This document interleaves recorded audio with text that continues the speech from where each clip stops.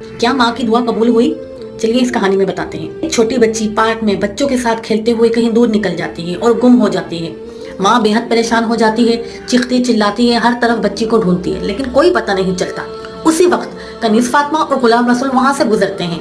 انہیں ماں کی پریشانی کا علم ہوتا ہے تو وہ بھی بچی کو ڈھونڈنے کا ارادہ کرتے ہیں۔ رات بھر تلاش کرتے ہیں مگر بچی کا کوئی سراغ نہیں ملتا۔ کنیز فاطمہ وضو کرتی ہے، 2 رکعت نفل پڑھتی ہے اور اللہ سے رو کر دعا مانگتی ہے کہ یا اللہ تو سب کچھ جانتا ہے، اس ماں کے دل کا حال دیکھ لے، اس کی بچی واپس لوٹا دے۔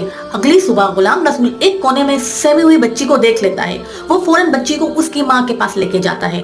ماں بچی کو دیکھ کے سجدے میں گر جاتی ہے، آنکھوں سے آنسو بہہ رہے ہوتے ہیں۔ الحمدللہ، یا اللہ تیرا شکر، اللہ نے میری دعائیں قبول کر لی۔ ماں کی دعا، نفل کی برکت اور اللہ کا رحم کبھی بے اثر نہیں جاتا۔ اگر مشکل میں ہو تو اللہ سے ہی مدد مانگنی چاہیے۔ غلام رسول اور کنیز فاطمہ کی محنت کے لیے ایک لائک تو بنتا ہے۔ مزید اسلامی ویڈیوز کے لیے چینل کو سبسکرائب کریں، نوٹیفیکیشن آن کریں تاکہ کوئی ویڈیو